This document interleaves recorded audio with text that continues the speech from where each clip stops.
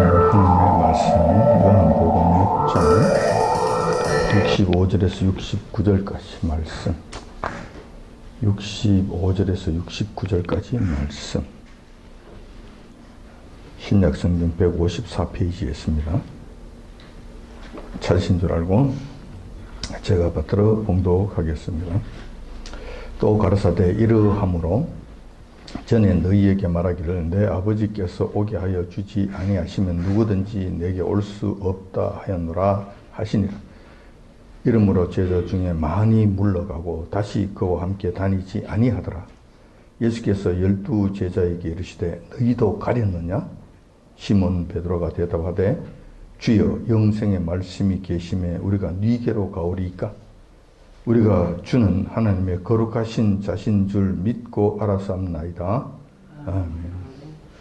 오늘 본 말씀을 중심으로 해서 예수께서 이르시되 너희도 가려느냐라는 제목으로 말씀을 나누고자 합니다. 신앙 생활을 한다는 것은 곧 고난의 길을 간다는 것이며 십자가의 길을 선택한다는 의미가 있습니다. 물론 늘 가시밭길만 있는 것은 아닙니다. 신앙생활을 하다가 보면 웃는 일도 있고 눈물 흘릴 일도 있다는 것입니다. 그래서 전도서 기자는 이렇게 교훈했습니다. 전도서 7장 14절에 보면 형통한 날에는 기뻐하고 곤고한 날에는 생각하라 이렇게 말씀하셨습니다. 하나님께서 이 두 가지를 병행하게 하사 사람으로 그 장래의 일을 능히 헤아려 알지 못하게 하셨느니라 라고 말씀하고 있습니다. 이 말씀은 하나님께서는 당신의 백성들에게 늘 형통한 날만 있게 하시지 아니하시고 그렇다고 항상 곤고한 날만 만나게 하지도 아니하신다라는 거예요. 형통한 날과 곤고한 날을 적절하게 병행해서 우리에게 맞이하도록 하신다는 것입니다. 그런데 형통한 날이 아니라 우리의 삶에 있어서는 곤고한 날이 많이 온다는 점이에요. 이것이 어려움이라는 거예요. 성도들의 경우 대부분의 경우에는 형통한 날에는 아이고 감사합니다. 기뻐하고 찬양하면서 할렐루야 이렇게 한다는 거예요. 이렇게 형통한 날에는 별 문제가 없다는 것이죠. 그런데 이제 문제가 뭐냐면 곤고한 날이 닥쳐왔을 때에 문제가 된다는 거예요. 이때 성도들은 과연 어떤 자세를 가져야 하는가, 어떤 모습을 보여야 하는가 하는 점이에요. 이 점에 있어서 항상 문제를 일으킨다는 거예요. 전도서 기자는 답을 미리 알려주셨습니다. 곤고한 날에는 생각하라고, 이렇게 하라고, 곤고한 날에는 딴 것 하지 말고 이렇게 하라고 이렇게 말씀해 주신 거예요. 왜 이런 곤고한 일이 나에게 이르게 되었는지 한번 생각해 보라는 거예요. 하나님께서 왜 이러한 곤고한 일을 나에게 허락하셨는지 곰곰하게 한번 생각해 보라는 거예요. 그래서 여호와 하나님과의 관계 속에서 내가 고칠 것은 고치고 나아갈 것은 나아가고 그렇게 해서 유익을 얻으라는 것이죠. 하지만 대부분의 성도들은 공고한 일을 당하였을 때에 전도서 기자의 교훈을 받아들이지 않습니다. 인간 내면에 숨죽이고 있던 타락한 본성이 전면에 나타나서 온갖 이상한 일들을 한다는 것이죠. 해서는 안 될 반응들을 보인다는 것입니다. 불평, 불만을 하거나 여호와 하나님께서 왜 나를 버리셨는가? 왜 나를 미워하시는가? 왜 나에게 이런 고난을 주시는가? 하고 불평, 불만을 하기 십상이라는 겁니다. 또한 그렇지 않으면 책임 전가하는데 급급한 모습을 보인다는 것입니다. 내가 뭘 잘못했다고? 저기 때문에 그런 것 아니야? 저것 때문에 저런 것 아니야? 이것 때문에 그런 것 아니야? 하늘도 무심하시지? 왜 나에게 이런 시련을 주시는가? 그러면서 내 잘못을 찾을 생각은 하지 않고 혹시 나의 실수는 없었는가 생각하지 아니하고 내가 여호와와의 관계 속에서 잘못은 없는가 이것은 생각해 보지 아니하고 이 책임을 남에게 전가하기 위한 그 책임을 여호와 하나님께까지라도 전가하고자 하는 구실을 찾기에 급급하다는 것. 이런 모습들을 주로 보인다는 거예요. 오늘은 우리가 신앙생활을 하면서 수시로 일어나고 있는 이 곤고한 일과 관련해서 우리는 어떻게 하는 것이 옳은 길인가에 대해서 한번 살펴보도록 하겠습니다. 하나님께서는 당신의 택한 백성이라 해도 시련을 주십니다. 전도서 기자와 마찬가지잖아요.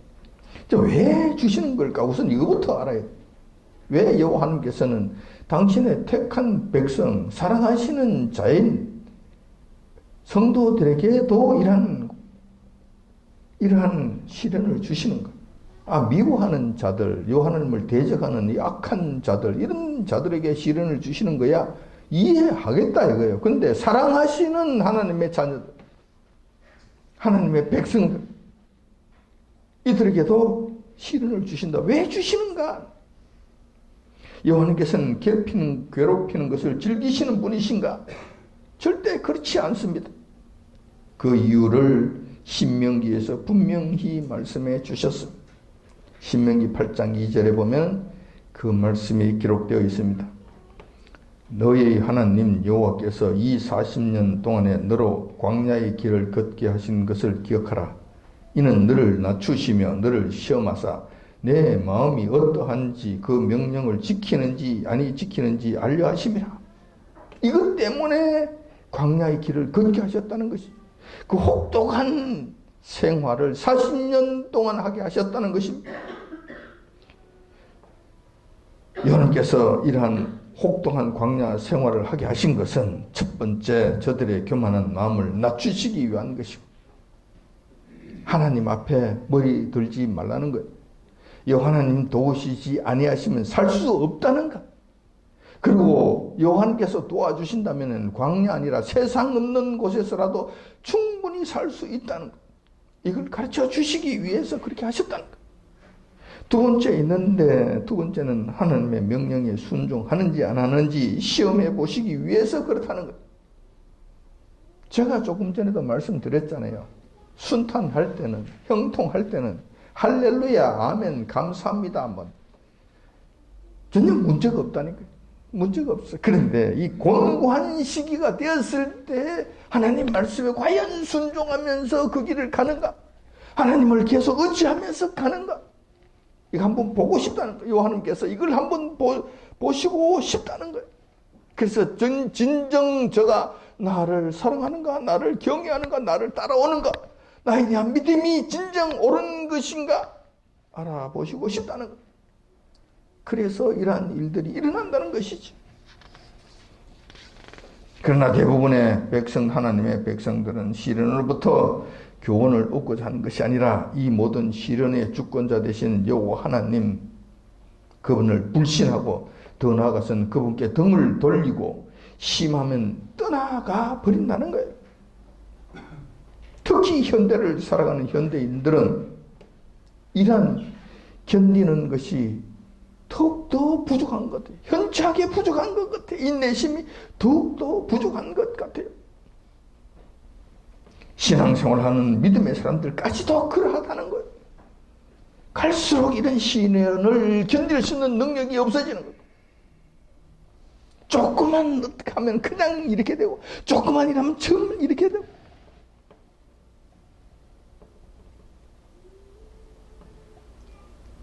날이 갈수록 더 심해지는 것을 보면서 우리는 어떻게 해야 될 것인가? 문제가 더욱더 심해지는 것이 아닌가? 왜냐하면 여호와 하나님께서 정하신 방침은 절대 변하지 않습니다. 시련을 통해서 광야 40년 기간을 통해서 너희들이 과연 내 말에 순종하는가 안 하는가를 점검해 보시겠다는데 이 방침은 변하지 않습니다. 그런데 우리가 항상 변하는 거, 어떻게 변하는가? 40년을 견디지를 못하는 거예요. 갈수록 견디는 힘이 점점 약해지는 거예요. 냄비 위에 소금을 친 것처럼 그냥 마구 떠들어대는데 이렇게 해서야 여호와 하나님의 시련과 이 시험을 견딜 수 있겠는가? 이렇게 해서 우리 인간들이 시시각각으로 변하는 이런 변한다는 이런 점에서 갈수록 이 인내심이 약해지고 있다는 이런 점에서 심히 염려가 되지 않을 수 없다는 겁니다. 하나님의 사람들이 시련을 겪는 사례가 있었느냐? 있었습니다. 시련을 겪을 때 두 가지 형태가 나타나잖아요. 하나는 시련이 왔을 때 그냥 그 뭐야 이거 도대체 이건 내 스타일이 아니야. 그리고 도망가는 사람이 있는 반면 그 시련이 왔을 때 그래도 요 하나님이 나는 요 하나님 곁을 떠나지 않겠나이다 하고 그 요 하나님을 더욱더 굳세게 붙잡는 사람이 있고 이 두 가지 형태로 나타난다는 것. 하나님의 사람들이 시련을 겪은 사례 여러분들이 잘 아시는 바와 같이 조금 전에 우리 성문 권사님 기도하시는 가운데서 나타났던 것과 같이 욥이 있고 욥의 아내가 있다는 것. 우리가 잘 아는 바와 같아요. 욥은 하나님의 시련을 아주 성공적으로 이겨낸 자인 반면에 욥의 아내는 실패한 전형적인 모범 사례입니다. 욥의 경우를 여러분 잘 아시죠? 욥은 여호와님께서 인정하시는 의인이었습니다. 당대 의인이었다니까. 그런 욥에게 인간으로서는 최악의 환란이 갑자기 닥쳐왔습니다. 그는 그 일대에서 최고의 과부였습니다. 가장 돈이 많은 부자였습니다. 어마어마한 재산이 있었는데 그 재산이 순식간에 날아가 버렸습니다. 뿐만 아니라 그에게는 자녀들도 많았습니다. 아들이 7명이고 딸이 3명이 되었습니다. 그의 생명과도 같았던 그 자녀들 10명이 모두 하루아침에 그냥 모두 잃게 됩니다. 한순간에 다 잃게 됩니다.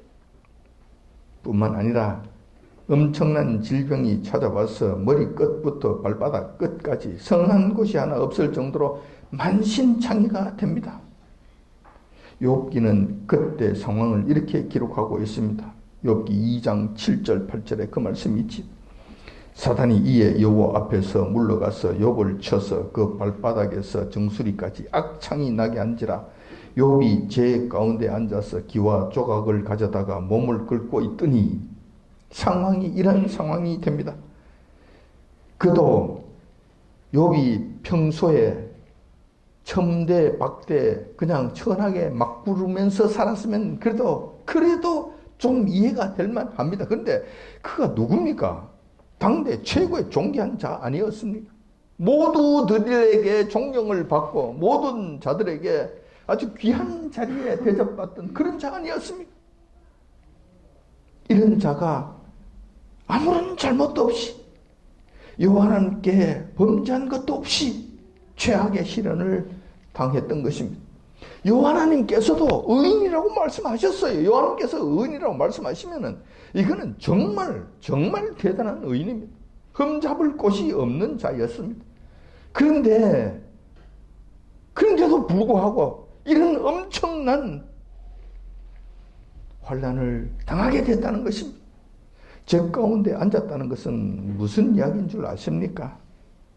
악창이 나서 진물이 줄줄 흘렀다는 것입니다. 그래서 의자에 앉지를 못해요. 그냥 방바닥에 앉지를 못한다니까. 냄새가 나고 진물이 흐르기 때문에 감당을 못한다는 거예요. 그래서 제 가운데 앉았다는 거예요. 기와장으로 끓는다는 것은 무슨 이야기인 줄 아십니까?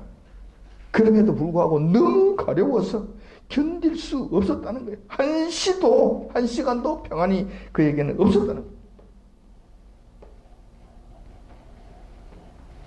더 사람을 힘들게 하는 것은 욥의 경우에는 아무리 생각해도 자기가 잘못한 것이 없었다는 거예요. 아무런 문제가 없었다는 거예요. 그런데도 이러한 일들이 갑작스럽게 찾아왔다는 것이지.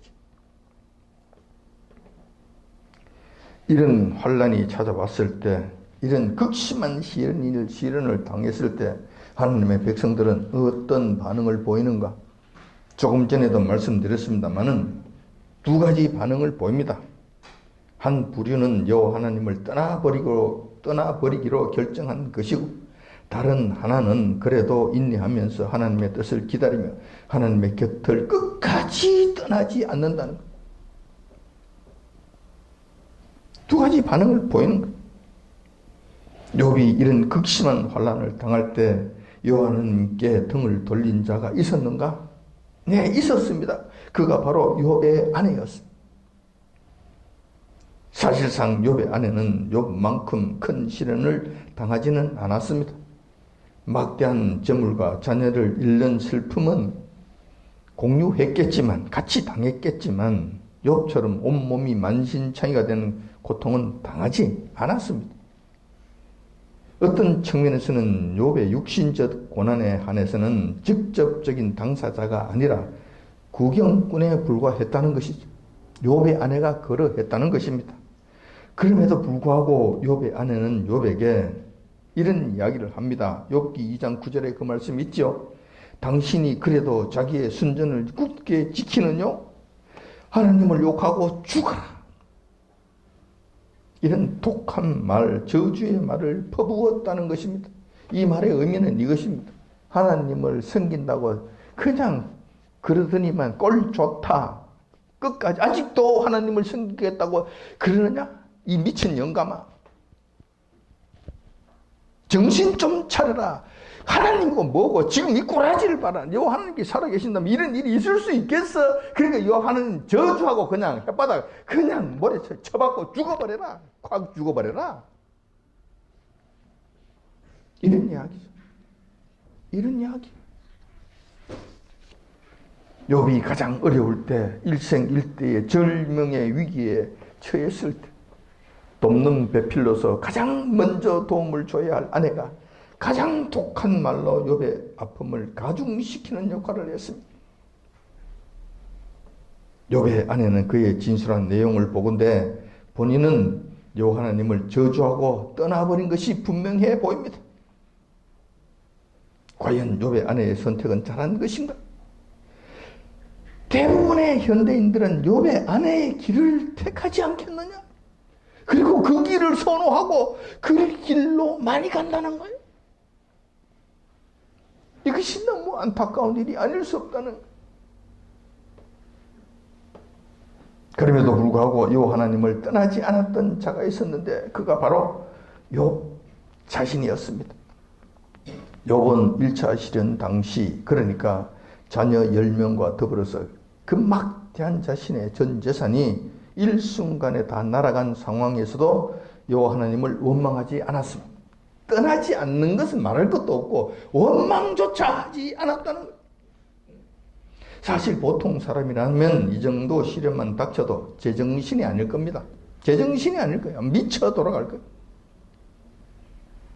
그러나 욥은 그렇지 않았습니다. 욥은 이렇게 고백합니다. 욥기 1장 21절에 그 말씀이 기록되어 있죠.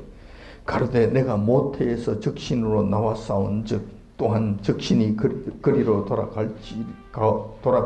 돌아가올지라. 주신 자도 여호와시요 취하신 자도 여호와시오니 여호와의 이름이 찬송을 받으실지니이다.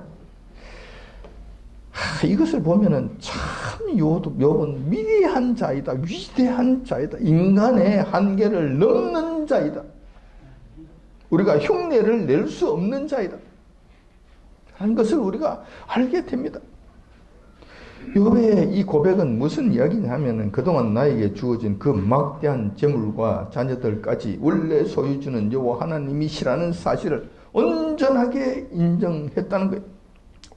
바르게 이해하고 있었다는 거예요. 그래서 주인 되신 여호와 하나님께서 나에게 이러한 재물, 이러한 자녀들을 주셨다가 가져가신다는 것은 얼마든지 그렇게 하실 수 있다고 고백한 거예요.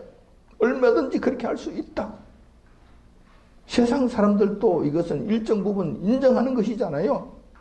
공수래 공수거라고 인정하는 것이잖아요. 지금으로부터 한 4,000년 전에 이러한 고백을 했다는, 욥이 벌써 이러한 고백을 했다는 것이죠. 더 나아가서 여호와 하나님의 선하심을 추호도 의심하지 않았기 때문에 욥에게 닥친 이런 시련은 반드시 여호와 하나님의 기쁘신 뜻이 있으시다는 것을 확신하고 욥은 그 하나님을 원망하지 아니하였고 원망하는 대신에 이 하나님을 찬송하였다는 것입니다. 얼마나 대단한 분이고 얼마나 대단한 의인인가. 욥이 그렇게 했다는 것입니다. 또한 욥은 1차 시련에 이어서 엎친 데 덮친 격으로 2차 시련까지 찾아왔지요. 그때도 이 하나님을 떠나기는커녕 원망조차 하지 않았다는 거예요. 온몸이 만신창이가 되어서 예수님 당시에 거지 나사로의 모습이 되었습니다.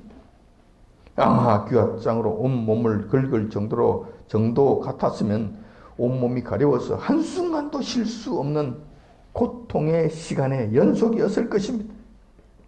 아마 개들에게 던져주는 그 음식 부스러기를 개들과 경쟁적으로 주워서 먹는 그런 신세가 되지 않았나 생각이 됩니다. 당대의 최고의 거부였던 자가 당대에 가장 존경받던 그런 훌륭한 인물이 이런 지경에 이르게 됐다는 것. 그런데 여기서 욥을 견딜 수 없도록 결정타를 날리는 사건이 겸하여 나타나게 됐는데 그것이 바로 욥의 아내의 저주였습니다. 위로를 해줘도 견디기 힘든 상황인데 가장 믿었던 아내로부터 최악의 저주를 받았으니 인간의 한계를 초월하는 고난이었음이 분명해 보입니다. 인간의 한계를 초월한 것이 분명해 보입니다. 욥기 그럼에도 불구하고 욥은 요 하나님을 원망하거나 등을 돌리는 일은 결단코 하지 않았습니다. 오히려 요 하나님께 대한 무한한 신뢰를 보였던 것입니다. 이 사실이 욥기 2장 10절에 기록되어 있습니다. 그대의 말이 어리석은 여자 중 하나의 말 같도다. 우리가 하나님께 복을 받았은즉 재앙도 받지 아니하겠느뇨 하고 이 모든 일에 욥이 입술로 범죄하지 아니하니라. 참 위대한 자, 진정 요 하나님을 경유하는 자, 진정 요 하나님을 신뢰하는 자였던 것이 분명해 보입니다. 하나님께서 이 사실 여기까지 보시고 확실히 인정하신 것이죠. 그래, 너는 나를 경외하는 자야. 내 말에 순종하는 자야. 그리고 나에게 겸손히 무릎 꿇는 자야. 내가 확실히 인정했다. 이렇게 된 것이죠. 그 결과 욥은 하나님께로부터 시련만 당하고 버림을 받았을까? 아닙니다. 절대로 그런 일은 없습니다.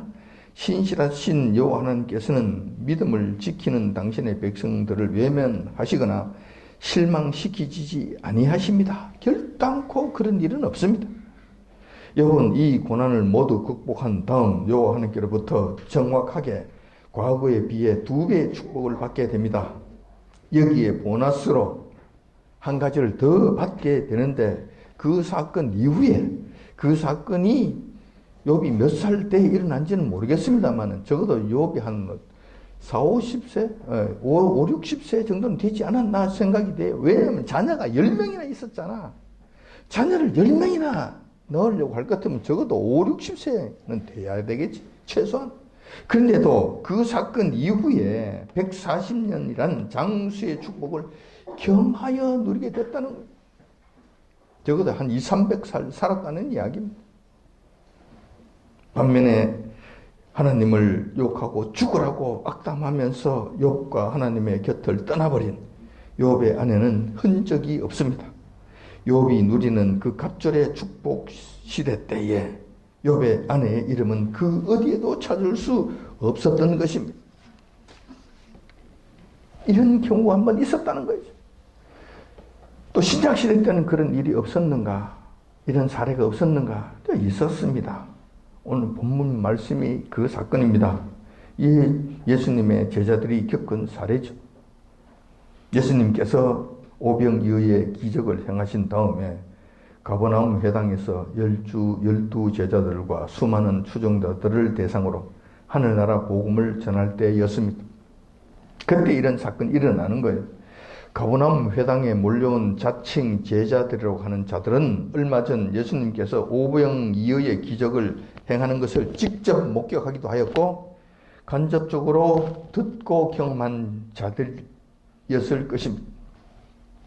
이런 자들이 주님 앞에 몰려왔던 것입니다.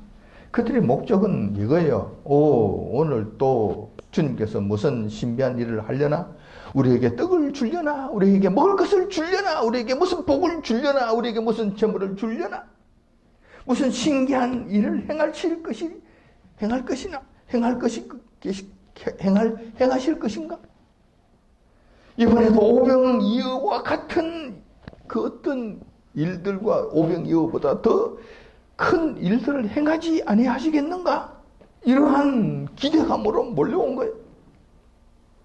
그런데 예수님께서는 그들의 기대와는 다르게 영생에 관한 말씀만 전하십니다.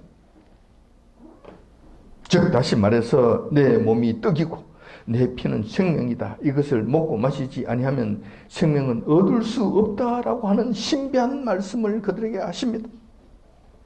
이런 예수님의 영생에 관한 말씀을 듣게 되자 그 자리에 모여있던 자칭 제자들이라고 하는 자들은 이런 반응을 보입니다. 이게 무슨 소리야?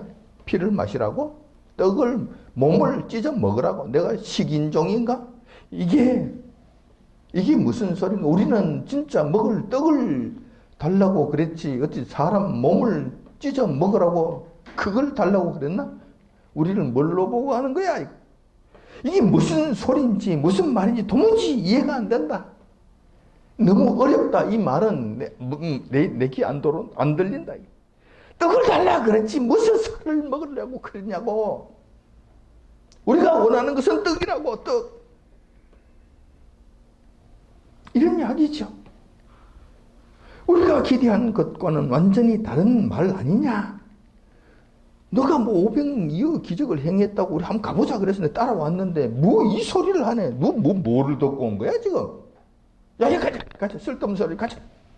이렇게 된 것이. 이렇게 해서 영생을 말씀하시는 우리 주님의 곁을 떠나버리게 됩니다. 이 장면이 요한복음 6장 66절에 그 말씀이 있는 거 조금 전에 봉독해 드렸던 그 말씀이잖아요. 거기 보면은 이러므로 제자 중에 많이 물러가고 다시 그와 함께 다니지 아니하더라. 다 도망가 버린 거예요. 이 제자들은 자칭 제자들이라고 하는 자들이죠. 이들이 당한 문제는 욥이 당한 고난에 비하면 좋게 비교가 되지 않을 정도로 작은 것들이었습니다. 예수님을 떠난 이유는 자신들이 기대와 다르고 오로지 자신들의 욕망을 채울 수가 없다는 낙심 때문이었습니다. 작은 거잖아요. 아주 작은 거잖아요. 내한테 조금 손해보고 조금 안 맞다. 그래서 그냥 떠나버려요. 그냥 내던져버려요.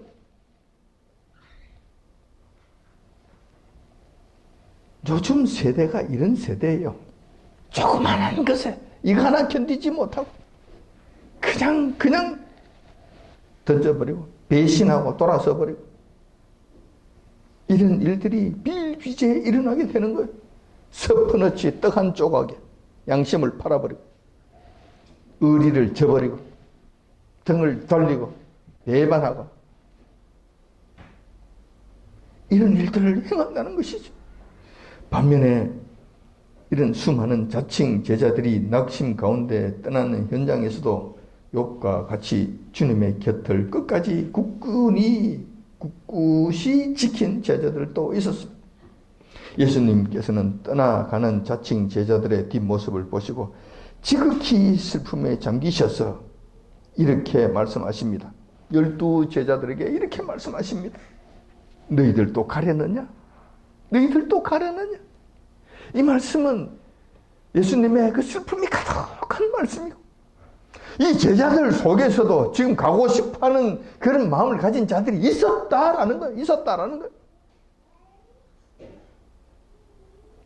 마음속으로 그랬다는 거예요. 처면상 확 뒤를 돌아서 그들과 같이 떠나가 버리고 가지는 못했지만 마음속으로는 그들과 떠나간 제자들과 똑같은 심령을 가진 자들이 있었을 것이라는 겁니다. 이게 뭐야? 내가 원하는 것은 그것이 아닌데 주님 따라다니는 것이 결코 이거라는 게 결국 이렇게 하라는 것인가? 이게 무슨 이야기야? 무슨 소리야? 결국 12제자 중에 가룟 유다 한 명은 완전히 그 길로 가버렸잖아요. 주님을 배신하는 그 길로 가버렸잖아요. 그때 시몬 베드로가 12명의 제자들을 대표하여 이렇게 고백합니다. 주여, 영생의 말씀이 계심에 우리가 네게로 가오리까? 이렇게 해서 12제자들은 예수님의 곁을 지켰던 것입니다. 물론 한 사람 빼고 그렇게 지켰던 것입니다.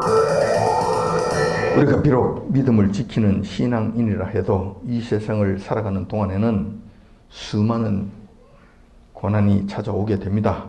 물론 가끔씩은 형통한 날이 오기도 하지만 그렇다는 겁니다. 이럴 때 우리는 어떤 신앙의 모습을 보여야 할까? 어떤 선택을 해야 할까? 하는 점입니다. 욥의 아내의 길을 택할 것인가? 아니면 욥의 길을 갈 것인가? 예수님 당시에 자칭 제자들이 예수님께 등을 돌린 그 길을 갈 것인가? 아니면 시몬 베드로의 고백의 길을 택할 것인가? 우리는 그때마다 선택하고 결단하며 살아야 합니다. 우리가 이 땅에서 숨을 쉬고 산다는 것은 이러한 결단의 연속이라는 사실을 의미합니다. 그런데 어떤 측면에서는 이렇습니다. 이 욥의 경우를 보면 나에게 아무런 특별한 이유가 없이 이런 고난이 왔다. 또 어떠한 이유가 있어서 그런 고난이 왔다 하더라도 이것은 어떤 측면에서는 우리에게 기회다. 하나님께서 하나님의 복을 누릴 수 있는 기회다. 하나님께서 갑절로 주시는 그 축복을 누릴 수 있는 기회다. 시련은 잠깐이지만 그 이후에 누리는 축복은 140년간이나 누리잖아요. 우리가 생각에 전환을 하면은 이러한 기회라는 것을 여러분들이 기억하시기 바랍니다. 사도 바울도 이렇게 고백합니다. 로마서 8장 17절에 보면 우리가 그와 함께 영광을 받기 위하여 고난도 함께 받아야 될 것이니라. 우리 속담에 달면 삼키고 쓰면 뱉는다라는 말이 있습니다. 얄팍한 계산에 의한 배신은 하면 안 된다는 것을 가르쳐주고 있는 것입니다. 신앙생활과 우리 주님과의 관계에 있어서도 이러한 원칙을 지키는 것, 의리를 저버리지 않는 것 무엇보다도 중요합니다. 혹시 우리에게 조그마한 어려움, 불이익이 있다고 주님을 떠나거나 배반할 생각을 하고 있지 않는지 우리 스스로 점검해 볼 일입니다. 배신이 난무하는 세상사 속에서 우리 주님께서는 지금도 저희들에게 아주 슬프신 얼굴로 이렇게 말씀하십니다. 너희들도 가려느냐? 너희들도 가려느냐? 진정 너희들도 내 곁을 떠나려느냐? 이에 대한 바른 대답을 준비하시는 저와 여러분들이 다 되시길 주님의 이름으로 축원드립니다. 기도하겠습니다.